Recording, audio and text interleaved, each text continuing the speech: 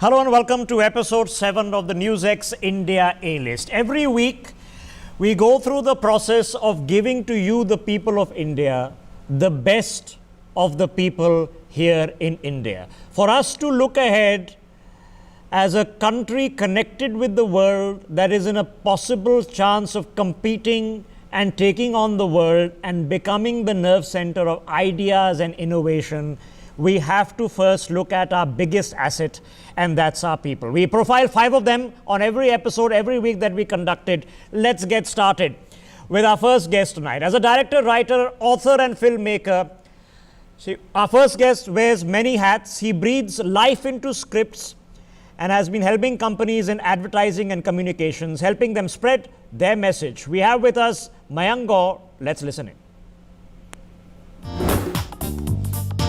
An advertising creative director and writer.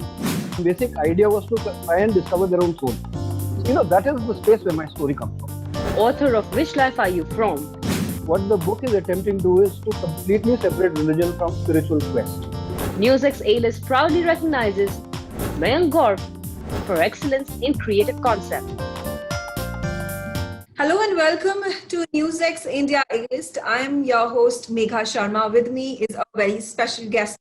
And God, welcome on the show. You've gone ahead and written your first book, which is about past life and reincarnation. Talk to us about what exactly is it and what intrigued you into going ahead and writing upon that subject. Hi Megha, thank you for having me on your show. Now, as regards the subject of the book, I think the subject is as old as time. Okay. Now, being from India and being Hindus, there are beliefs that we've cherished and we've followed for millennia now, thousands and thousands of years. For instance, when somebody passes away, we will send a rest in peace message to them, won't we? But as a Hindu and millions of other Hindus like me, what I actually convey to the soul that has passed away is Om Sadgati. May you have an auspicious journey to your next life. Because that is what we all believe in. So, that is basically where the story is coming from. But then again, there is, over the past at least 50 years now, there is a very huge growing interest globally on parapsychology and on subjects like this. And you had the Beatles come to India to the, Rishikesh ashram. You also had Steve Jobs come and, make his spiritual journey. Of course, dope and other things were accompaniments, but the basic idea was to try and discover their own soul. So, that is the space where my story comes from, by and large. Okay, and your book name, if you talk about it, the title itself goes ahead and suggests it is about reincarnation. It is about past life. It goes. Yes. The name of the book is What Life Are You From? Yes. How long did it take you to actually go ahead and write this book? How did you conceptualize the entire idea? And obviously, the product of your labor is now out. Where exactly can the authors and those who are actually looking ahead to read your book can go ahead and buy it? All right. So, can I read the preface of my book, because it pretty much sums up where it's coming from? Surely, okay. Yes. We'll be so very what I'll do is I'll just read, and I might say that let's look at this as a work of complete fiction. All right, I'm not trying to push a philosophy at people's faces. Okay. So in my preface, what I've said is, ancient cultures believed in the reality of divinity, eternal souls, collective souls, karma, reincarnation, and other worlds. Then along came modern science to crucify faith and belief. I've said this in jest. To recognize observation, evidence, and verification as the only gods, the Holy Trinity, if you will. Interestingly, though, as science expands its boundaries and yesterday's intangibles become today's tangibles, a growing body of compelling evidence from documented science is reluctantly beginning to suggest that maybe, just maybe, those profound beliefs from another time are in fact the only truth. Now I'll sum it up. In an age when evolving knowledge and timeless wisdom as well as science and philosophy are just about learning to see eye to eye, I present to you the first of a few stories that may open your mind's eye to a deeper sense of what life might be. Now, where do these stories come from? I have no idea. But I have no doubt that a new age of spiritual awakening is coming. And in the not too distant future, a stranger will ask another stranger, the way we used to ask about which town do you come from or which city or state.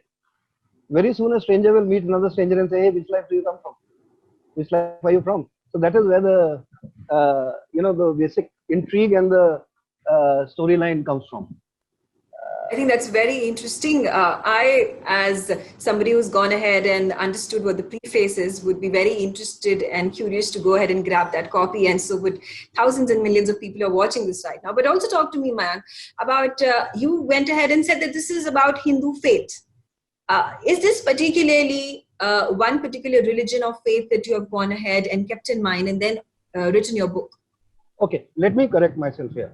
I said that we Hindus have believed in reincarnation for, whether you look at the Holy Gita or all the scriptures, etc., etc. But let me be very clear over here. What the book is attempting to do is to completely separate religion from spiritual quest. All right. As a matter of fact, since I can't give the story away, I will not tell you the actual plot, but you will find in my book that religion might be one path to spiritual discovery, but it certainly is not the end. All right. And in fact, a complete atheist might be more on God's path than somebody who spends hours in puja and in various kinds of ceremonies.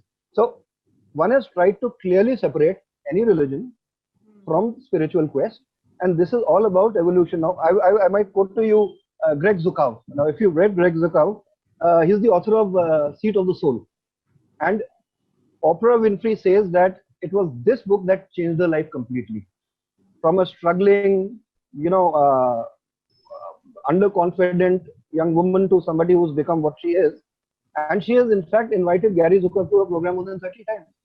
Okay. And what do they talk about? All they talk about is the fact that humanity is coming to a point where we are going to evolve beyond being able to look at life from only our five senses. So there will be spiritual bonds now, there will be more introspection, self-introspection. And that is what I've said in my preface also, that a new age of spiritual awakening is almost upon us. And very soon, we'll be coming from the point where we might remember what we used to be in past lives. Absolutely. And obviously talking about past life and reincarnation, now there are certain set of people who do believe in it, but there are certain others who do not believe in it. And you talked about atheists as well. So are they also going to be, how exactly are you catering to that particular segment of the market to go ahead and force them, or at least persuade them into going ahead and reading about your book?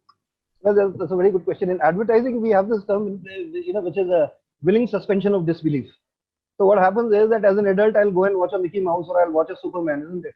And I'll also watch Marvel Comics films now, and I'll read Harry Potter and I'll enjoy it. It's not as though I believe that those characters actually exist. So I'm very clear. I am not here to tell you that there is a God and this is how God is. I very much respect atheists also. In fact, a lot of scientists are atheists. Yeah. But the truth of the matter is that this is a story. It is a story. In fact, it might talk about other lives, but it is rooted in this life. It is rooted in relationships, how people relate to each other, how their anxieties influence that relationship, etc., etc. So, for an atheist or an agnostic or a rationalist, the message I have to give is that it is a strong story. And so therefore you can just look at it as a story. No sermons here. You make a strong point over there, and all those rationalists and scientists and other people who do not believe in reincarnation would be very, very intrigued to pick that up as well. Talk to me about your previous experiences. This is your first book. What all have you been doing, and what has led you to the paths that you are now pursuing? Okay. See, what I have been doing in my life is that, first of all, I'm an army brat. 4 generations of my family have gone to the army. So I love the army. And this story is deeply rooted in the army. In fact, Mahu cantonment in Madhya Pradesh is one of the most significant cantonments in the country. So the story is based out of there. Then when I grew up, I became an advertising copywriter and then a creative director. I have been a trekker, and I call myself a spiritual wanderer. I am very, very fascinated by ancient wisdom. I do a lot of reading on, the latest in parapsychology. And also I do a lot of reading on the latest in science. For instance, quantum physics, quantum mechanics. They are now discovering phenomena which are beyond the definition of, beyond the rules of modern physics. And what I see all of this as is that there is a convergence happening, which I've written in my preface also. That modern science is something I respect very deeply, because they want evidence and they want proof. And they are getting towards that. Parapsychology is, as we speak right now, still considered to be a pseudoscience, but there is very, very compelling evidence there of near-death experiences where people talk about how it was to look at their own body Yeah. You know, and not only near-death experiences, there are more than 100,000 recorded cases in America alone of reincarnation where, you know, it is not easy to dismiss what a 2-year-old is saying about a culture which is 200 years before that little child and somewhere else in another part of the world, halfway across the earth. So what I feel is that gradually science is beginning to understand, as modern scientists clearly admit, they have no idea what consciousness is, where it is, where it resides. They're trying to find it out. So I say that I salute science, but I know that science is still in its infancy. Now I'll just give you a very interesting truth. The CERN laboratory is the most modern experimental laboratory, a kilometer and a half, you know, into the womb of the earth, and that is where, you know, apparently the collision of two subatomic particles happened, and the Higgs boson was discovered, what you call God's particle. Now at the reception of the CERN laboratory, there is a 2-meter high statue of the dancing Nataraj. And for those who are not from our culture, let me explain that the Nataraj is Lord Shiva, one of the Holy Trinity in India, and when Shiva dances, that causes destruction. But that destruction is the mother of creation again. So why is that statue sitting over there? You know, as a professional scientist or a doctor, these people might be compelled to dismiss, you know, paranormal phenomena away. But as any good doctor knows, and as any good scientist knows, in their own experiences, they come across a lot of things which they cannot explain. That fascinates them, intrigues them, but as I said, they might not openly admit it. So that is there. And then the other part of who I am is that as I said, I'm a creative director, and I write ads and campaigns, and I love doing that. Well, I wish you all the best, Mayank.